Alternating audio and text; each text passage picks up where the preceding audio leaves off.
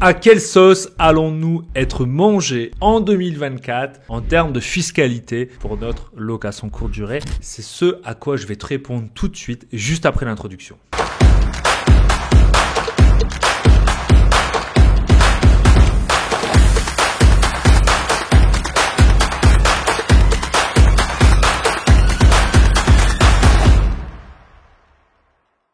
Bienvenue à toi sur la chaîne Automatique BNB, la chaîne qui te permet d'automatiser et d'optimiser ta location courte durée. Si tu me découvres à travers cette vidéo, sache que je m'appelle Nicolas et je te permets d'augmenter ton cash en préservant ton temps libre si dès maintenant tu vas aller beaucoup plus loin avec moi. Sache que sous cette vidéo, dans la partie description, il y a une formation entièrement gratuite qui va te permettre de doubler tes revenus grâce à la location courte durée. Et il y a également tout simplement une inscription à un webinaire qui va avoir lieu d'ici quelques jours en direct où je vais t'expliquer comment gérer ta propre location courte durée en seulement 2 heures par semaine. Donc que tu fasses de la conciergerie, de la sous-location professionnelle ou que tu sois propriétaire de tes logements, cette formation et ce webinaire sont faits pour toi si tu veux arrêter de crouler sous les tâches chronophages de ta location courte durée et maximiser tes revenus grâce à la location courte durée. Et en parlant de maximiser ses revenus grâce à la location courte durée, il est important de maîtriser la fiscalité. Aujourd'hui, on va parler de la fiscalité en 2024. Actuellement, nous sommes en train de raboter le statut LMNP, donc loueur meublé non professionnel. Il y a des discussions qui sont en cours dans le cadre de la loi de finances 2024, dans le cadre plus précisément du projet de loi de finances 2024. Actuellement, quand je tourne cette vidéo, ce projet de loi de finances 2024 n'est pas encore voté. Il est en train de faire des navettes entre l'Assemblée nationale et le Sénat. Je suis pas en train de faire de la politique, mais actuellement, en tout cas, sachez qu'il est passé à l'Assemblée nationale au 49.3, mais il y a encore des navettes qui doivent avoir lieu entre le Sénat et l'Assemblée nationale. Mais il faut que ce projet de loi de finances soit voté avant le 31 décembre 2023. Et dans cette vidéo, je vais vous donner tout simplement vers quoi nous sommes en train de tendre pour 2024. Dans cette vidéo, il y a déjà certaines choses, je suis quasiment sûr, qui vont être votées et je suis sûr également qu'il y a certaines choses qui vont pas passer. Et je vous explique tout ça juste derrière mon écran. La fiscalité pour 2024. À quelle sauce nous allons être mangés? Donc, ce que je disais, la fiscalité de la location courte durée, notamment du statut loueur meublé non professionnel, passe par le projet de loi de finances 2024. Et ça suscite beaucoup d'attention. Pourquoi? Parce que dans ce projet de loi de finances, donc, on parle aussi bien des dépenses de l'État que des recettes de l'État et donc de la fiscalité. Cette année, on veut raboter le statut loueur meublé non professionnel et notamment ceux qui font de la location courte durée. Mais, tout simplement, on a eu de la chance, dans notre malheur, on a eu de la chance, c'est que la Première ministre a utilisé l'article du 49.3. Ce qui fait que plusieurs amendements qui avaient été votés ne sont pas passés. Je vous rappelle tout simplement les amendements qui avaient été mis en place, et ça je le rappelle, ils ne sont pas passés. Mais voilà vers quoi le gouvernement voulait tendre. Cette année, ça ne passera pas, ça c'est sûr dans le cadre du projet de loi de finances 2024, mais ça veut dire que peut-être à l'avenir, en 2025, 2026, ou en tout cas, on aura cette tendance à vouloir tendre vers ces amendements. Donc le premier amendement qui n'est pas passé, c'est la réduction des avantages fiscaux des loueurs meublés non professionnels. On voulait réduire le seuil de ces régimes de 50% à 40%, voire même 30% pour ceux qui n'étaient pas classés 3 étoiles. Donc ça veut dire aussi que la notion de 3 étoiles, de qualité et de non-qualité, se fait tout simplement à 3 étoiles actuellement pour notre gouvernement. Donc ça veut dire qu'à l'avenir, je vous conseille quand même de mettre des logements qui sont dans cette tendance d'être potentiellement classés 3 étoiles. Donc pour ça, il vous suffit simplement d'aller sur le cahier des charges sur le site Atout France et de créer un logement qui respecte le cahier des charges pour être classé 3 étoiles si à un moment donné, on était amené à classer nos logements en étoiles et donc 3 étoiles serait tout simplement un seuil à franchir pour pouvoir avoir un abattement qui soit, en tout cas là, l'idée c'était de passer de 50 à 40% et si vous n'étiez pas classé 3 étoiles, de passer de 50 à 30%.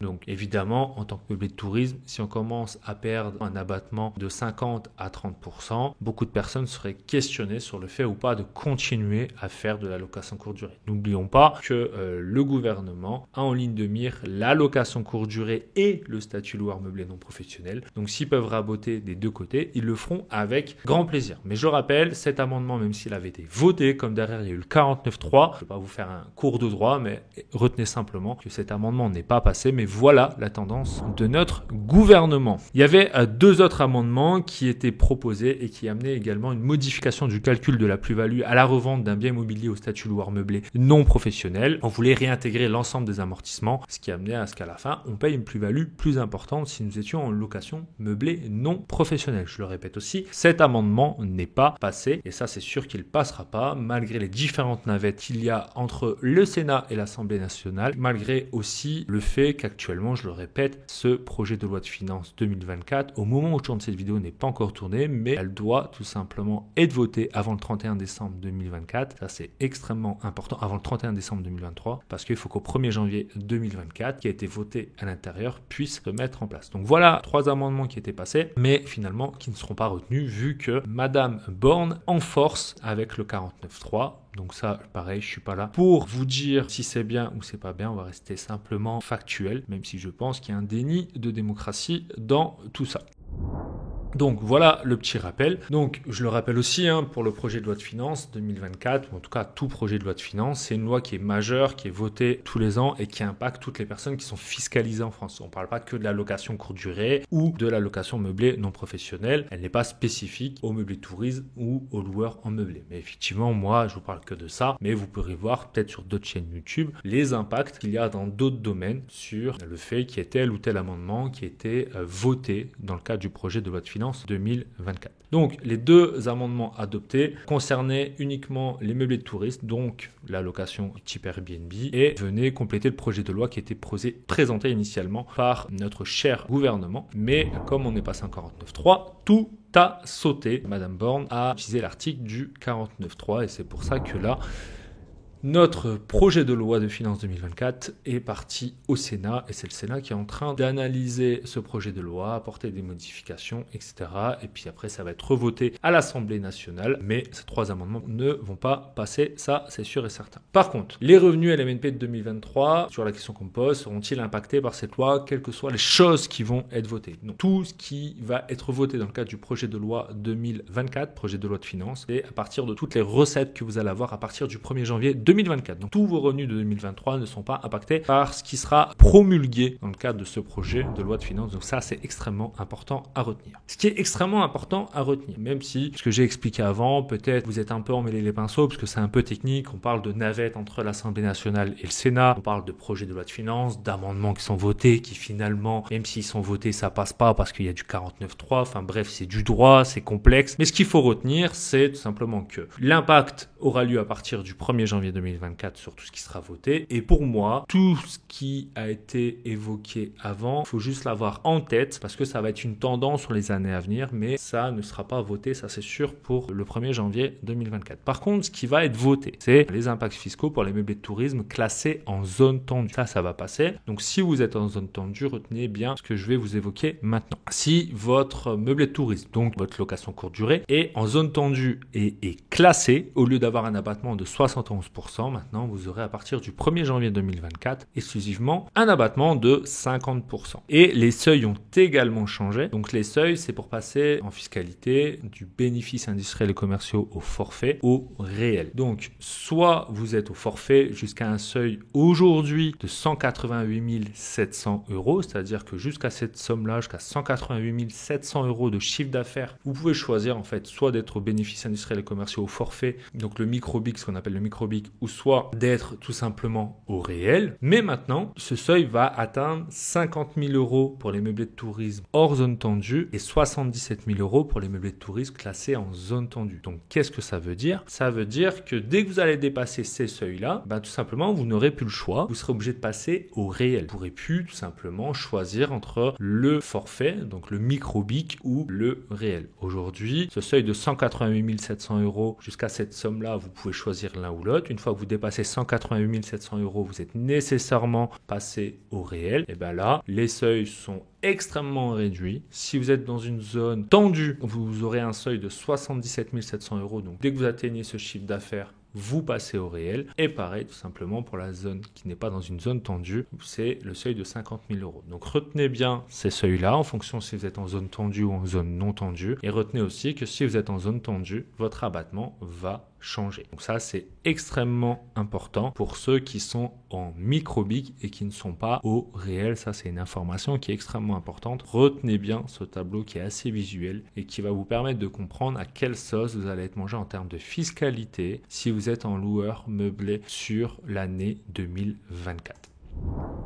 Donc, ayez également en tête qu'on parle de zone tendue, que depuis le 25 août 2023, il y a 154 nouvelles communes qui sont classées en zone tendue. Donc, même si actuellement, justement, ça fait partie des échanges qu'il y a au Sénat, de définir précisément quelles seront parmi toutes ces villes en zone tendue les zones retenues comme réellement tendues et qui vont ne pas bénéficier tout simplement de cet abattement de 71%, mais plutôt 50% et qui va ou pas admettre ce seuil de 50 000 euros ou de 77 000 euros. Ça, c'est encore en discussion au Sénat, mais sachez qu'actuellement, plus de 150 nouvelles villes et communes sont classées en zone tendue depuis 2023. Et donc, pour l'instant, ça veut dire que si vous faites partie d'une de ces zones tendues, et pour ça, il vous suffit simplement d'aller sur www.service-public.fr et vous allez sur le simulateur, vous pourrez vite savoir si vous allez bénéficier d'un seuil à 50 000 euros ou d'un seuil à 77 000 euros, si vous allez bénéficier d'un abattement de 50% ou de 77% en fonction de si vous êtes en zone tendue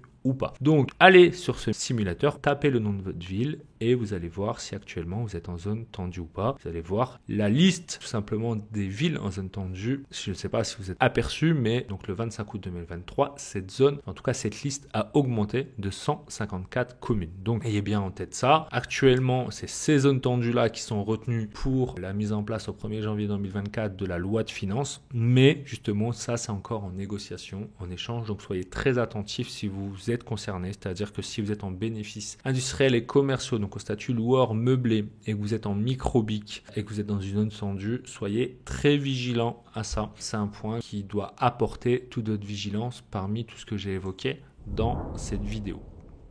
Donc, pas beaucoup de choses vont changer parce que finalement, il y avait énormément de choses qui devaient changer. Finalement, trop peu de choses ont changé et tant mieux. Mais il faut retenir que le seuil pour passer du micro-BIC à l'imposition réelle va changer et les abattements fiscaux pour les meublés de tourisme classés en zone tendue également. Donc là, ce qui fera ou pas des choses vont changer pour vous, c'est le fait d'être en zone tendue ou non. Donc c'est bien ça qu'il va falloir vérifier une fois que le projet de loi de finances 2024 est passé, c'est si vous êtes ou pas concerné par le fait d'être une zone tendue et si c'est le cas, il y aura donc des modifications pour vous sur le passage en termes de seuil du micro-BIC à l'imposition réelle et sur les abattements fiscaux pour les meublés classés. Donc ça, il faut vraiment l'avoir en tête. Je sais que cette vidéo a été un peu complexe dans le sens où on parle de notions fiscales. Il faut évidemment déjà maîtriser quelques points de fiscalité pour comprendre l'intégralité de cette vidéo, comprendre quelques notions de droit ou en tout cas